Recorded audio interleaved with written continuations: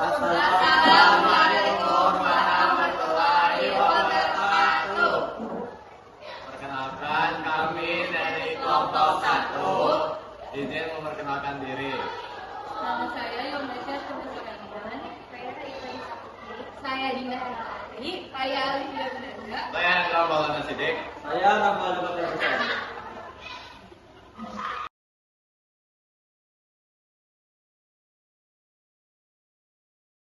Menurut C. Strong dalam bukunya A History of Modern Political Constitutional, negara kesatuan adalah bentuk negara di mana wewenang legislatif tertinggi dipusatkan dalam suatu badan legislatif nasional.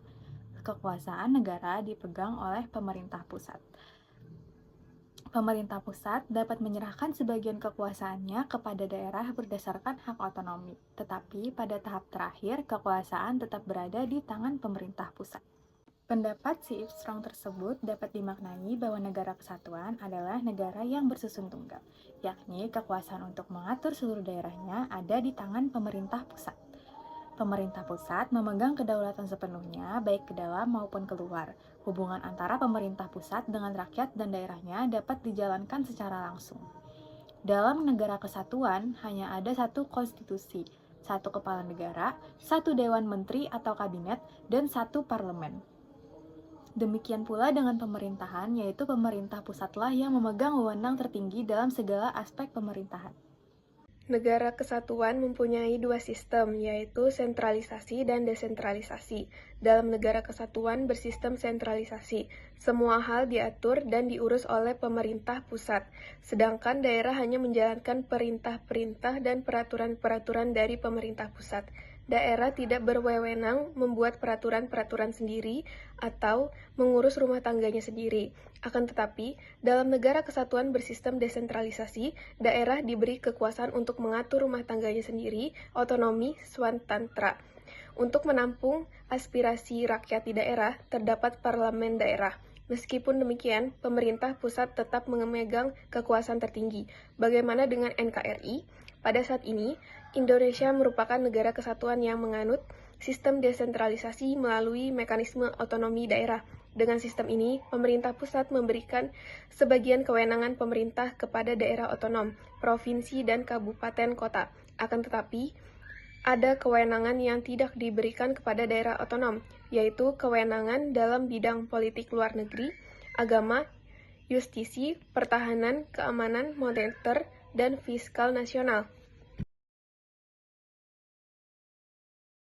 Indonesia sejak kelahirannya pada tanggal 17 Agustus 1945 telah memiliki tekad yang sama, bahwa negara ini akan eksis di dunia internasional dalam bentuk negara kesatuan. Kesepakatan ini tercermin dalam rapat-rapat Badan Penyelidik Usaha-Usaha Persiapan Kemerdekaan Indonesia atau BPUPKI dan Panitia Persiapan Kemerdekaan Indonesia atau PPKI dalam menyusun konstitusi atau undang-undang dasar yang tertinggi dalam negara. Supomo dalam sidang BPUPKI menghendaki bentuk negara kesatuan sejalan dengan paham negara integralistik yang melihat bangsa sebagai suatu organisme. Hal ini antara lain seperti yang dikemukakan oleh Muhammad Yamin, bahwa kita hanya membutuhkan negara yang bersifat unitarisme, dan wujud negara kita tidak lain dan tidak bukan adalah bentuk negara kesatuan Republik Indonesia, yaitu NKRI. Pembentukan negara kesatuan bertujuan untuk menyatukan seluruh wilayah Nusantara agar menjadi negara yang besar dan kukuh, dengan kekuasaan negara yang bersifat sentralistik. Tekad tersebut sebagaimana tertuang dalam alinea kedua pembukaan Undang-Undang Dasar Negara Republik Indonesia tahun 1945, yang berbunyi, dan perjuangan pergerakan kemerdekaan Indonesia telah sampailah kepada saat yang berbahagia, dengan selamat sentosa mengantarkan rakyat Indonesia ke depan pintu gerbang kemerdekaan negara Indonesia yang merdeka, bersatu, berdaulat, adil, dan makmur. Perubahan Undang-Undang Dasar Negara Republik Indonesia tahun 1945 mengukuhkan keberadaan Indonesia sebagai negara kesatuan dan menghilangkan keraguan terhadap pecahnya negara kesatuan Republik Indonesia.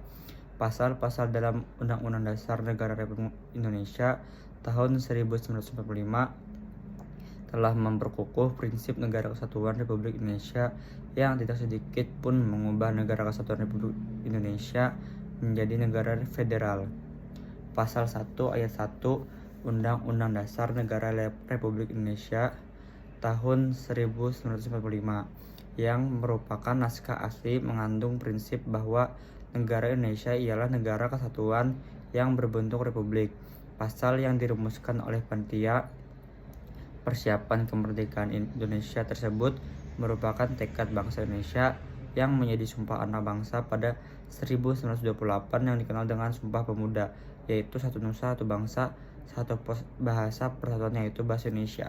Wujud Negara Kesatuan Republik Indonesia semakin kukuh setelah dilakukan perubahan dalam Undang-Undang Dasar Negara Republik Indonesia tahun 1945, yang dimulai dari adanya ketetapan Majelis Permusyawaratan Rakyat yang salah satunya adalah tidak mengubah pembukaan Undang-Undang Negara Republik Indonesia tahun 1945 dan tetap mempertahankan Negara Kesatuan Republik Indonesia sebagai bentuk final negara bagi bangsa Indonesia.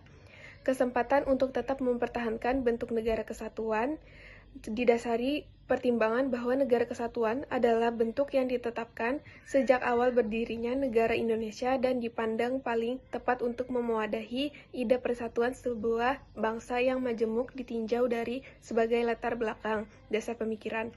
Undang-Undang Negara Republik Indonesia tahun 1945 secara nyata mengandung semangat agar Indonesia bersatu, baik yang tercantum dalam pembukaan maupun dalam pasal-pasal yang langsung menyebut tentang negara. Kesatuan Republik Indonesia dalam 5 pasal, yaitu pasal 1 ayat 1, pasal 18 ayat 1, pasal 18B ayat 2, pasal 25A, dan pasal 37 ayat 5 Undang-Undang Dasar Negara Republik Indonesia tahun 1945, serta rumusan pasal-pasal yang mengukuhkan Negara Kesatuan Republik Indonesia dan keberadaan lembaga-lembaga dalam Undang-Undang Dasar Negara Republik Indonesia tahun 1945.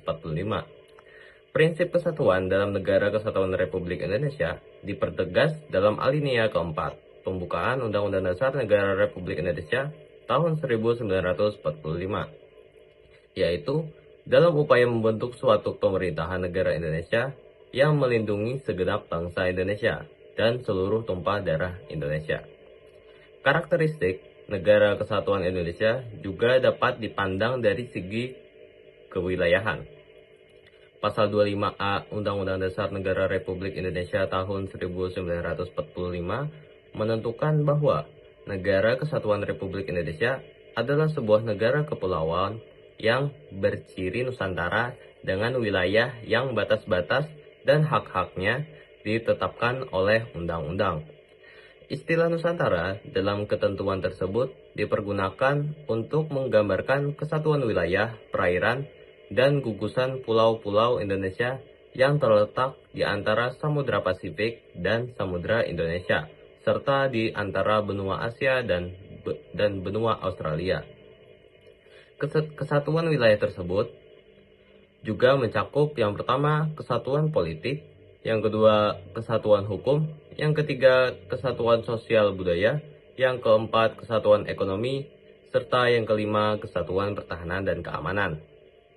Dengan demikian, meskipun wilayah Indonesia terdiri atas ribuan pulau, tetapi semuanya terikat dalam satu kesatuan negara, yaitu Negara Kesatuan Republik Indonesia.